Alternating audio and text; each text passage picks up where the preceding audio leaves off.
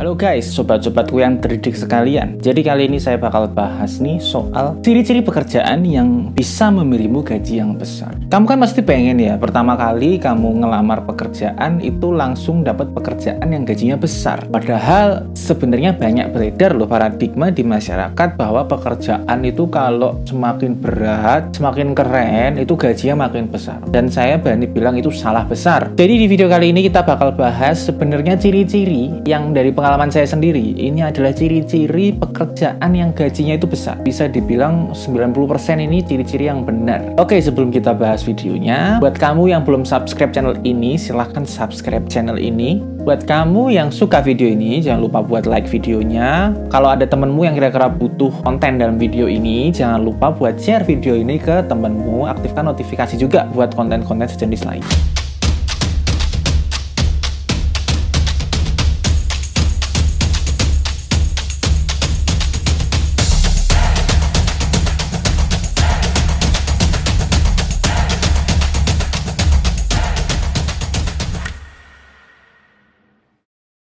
Oke, sebelum kita mulai, jadi channel ini itu membahas paling banyak masalah pendidikan sama karir ya. Ada juga bahasan terkait mindset dan juga bisnis sampingan. Jadi buat kamu yang belum subscribe, jangan lupa subscribe channelnya ya. Oke, jadi pokok bahasan yang kita bahas kali ini itu ciri-ciri pekerjaan yang gajinya besar. Jadi bukan perusahaan ya, ini pekerjaan. Ada yang bilang perusahaan yang besar, perusahaan yang tersohor, pasti gajinya besar. Itu belum tentu. Bisa aja bener, tapi belum tentu.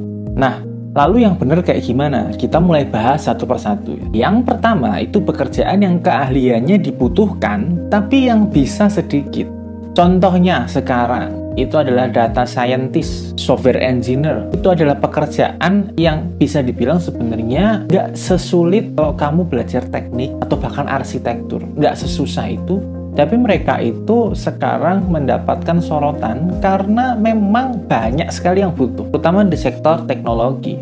Keahlian mereka itu sangat dibutuhkan buat para perusahaan-perusahaan yang bingung nih ngelola uang mereka, karena memang mereka membutuhkan para orang-orang dengan keahlian yang sulit dicari ini untuk mereka mengembangkan bisnis mereka. Pekerjaan yang sulit itu belum tentu gajinya besar, tapi pekerjaan yang dibutuhkan itulah yang gajinya besar. Jadi bisa dicatat ya, kalau misalnya kamu pengen yang gajinya besar, kalau bisa carilah keahlian yang memang ahlinya itu masih sedikit, supaya peluangmu untuk mendapatkan pekerjaan yang gajinya besar itu ya semakin besar. Terus ciri yang kedua, itu adalah perusahaan yang risikonya tinggi. Itulah kenapa pekerjaan-pekerjaan yang ada di industri oil and gas dan juga industri finansial itu merupakan pekerjaan yang gajinya besar sekali. Ya kenapa? Karena kalau oil and gas itu risiko nyawanya itu besar sekali, bisa mati loh kalau misalnya meledak, dan kalau meledak juga nilai ekonomi yang hilang juga besar sekali. Kalau finansial tentu aja kesalahan yang mereka lakukan secara personal itu bisa membuat kerugian misalnya nasabah atau perusahaan itu juga besar sekali. Jadi resiko ini memang menjadi komponen penyusun dalam kompensasi. Kalau teorinya ada banyak, cuman saya bisa ngomong kalau yang namanya pekerjaan semakin tinggi resikonya, tentu aja gajinya makin besar, karena itu adalah ganti rugi dari resiko yang ditanggung. Kalau kamu berencana ya mencari pekerjaan yang gajinya besar, ya mungkin faktor kedua tentang resiko ini bisa kamu pertimbangkan. Ya kamu cari aja pekerjaan yang taruhannya itu besar. Nggak harus nyawa, bisa aja taruhan perusahaan yang ditimpakan di pundakmu itu yang besar. Jadi itu nggak mesti kamu harus sarjana. Kalau pekerjaan yang kamu pegang itu resikonya besar, bisa dibilang gaji yang dibayarkan tentu aja akan lebih besar ketimbang yang resikonya tuh nggak ada, atau istilahnya cuma bawa badan aja. Yang kamu ada atau nggak ada itu perusahaan sebenarnya nggak terlalu ngaruh, itu pasti gajinya kecil. Jadi carilah yang memang perusahaan atau industri itu menganggap kerjaan itu resikonya besar sekali. Terus di ciri yang ketiga itu ada industrinya yang bergaji besar.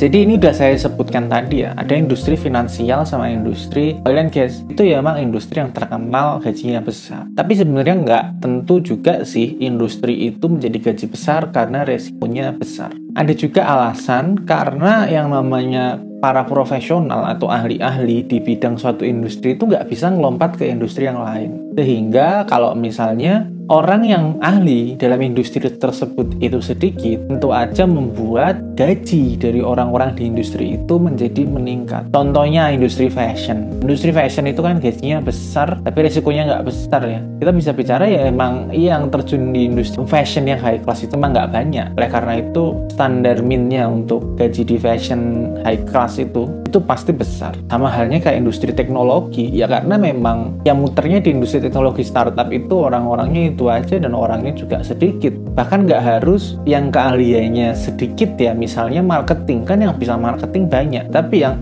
ahli marketing di bidang teknologi startup itu nggak banyak. Oleh karena itu, alasan kenapa industri teknologi secara umum tuh ya jadi gajinya besar. Mungkin kurang lebih itu. Jadi kalau memang kamu pengen cari pekerjaan yang gajinya besar, kamu bisa searching industri yang memang bisa membayar gajinya secara besar. Terus yang keempat, ini adalah ciri yang saya tangkap sendiri ya. Ciri keempat ini adalah kerjaan di perusahaan yang masih belum lama berdiri dan memang lagi mencari cara buat mengembangkan bisnisnya secara besar-besaran. Jadi kalau bisa dibilang yang namanya pekerjaan itu sama kayak investasi. Kalau kamu investasi di perusahaan yang baru berdiri, itu kan bisa aja nilainya berlipat ganda. Cuman bisa aja loh perusahaan itu hancur. Kalau kamu bilang tahun 2000-an dulu, waktu Amazon itu masih pertama kali berdiri, itu kemungkinan dia hancur tuh besar banget. Bahkan temen-temennya waktu .com bubble yang bener-bener hilang dari peredaran itu banyak sekali. Tapi yang bisa bertahan tuh ya beberapa doang. Contohnya Amazon. Kalau misalnya kamu pegang saham Amazon di tahun 2000, sekarang itu kamu udah kaya banget. Itu sama halnya kayak kamu bekerja. Kalau kamu cari perusahaan yang bener-bener masih early dan dia emang ada niatan berkembang,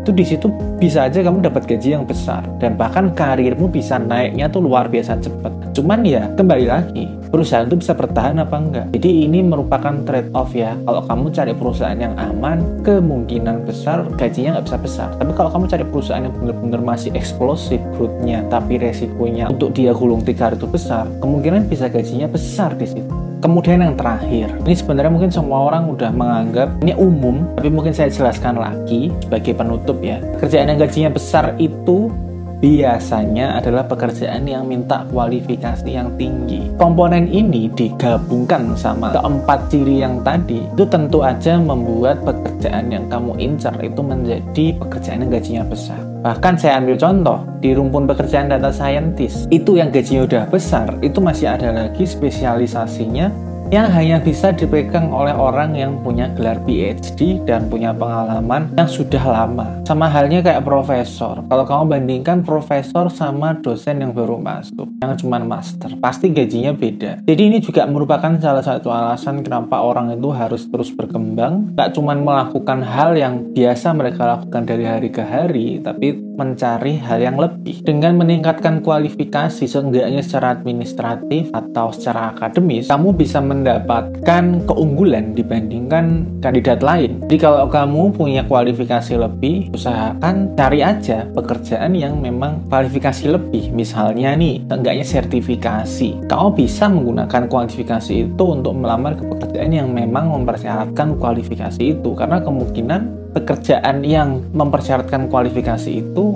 membayar gaji lebih besar dibanding yang nggak ada permintaan kualifikasi lebih itu. Oke, kurang lebih itu pembahasan dari saya. Kalau kamu suka video ini, jangan lupa buat like videonya. Kalau kamu merasa konten dalam video ini layak buat kamu share ke temenmu, di-share aja videonya. Kalau kamu nggak suka, ya dislike aja. Subscribe channel ini dan jangan lupa aktifkan notifikasi buat mendapatkan konten menarik lainnya ya. See you in the next video. Bye-bye.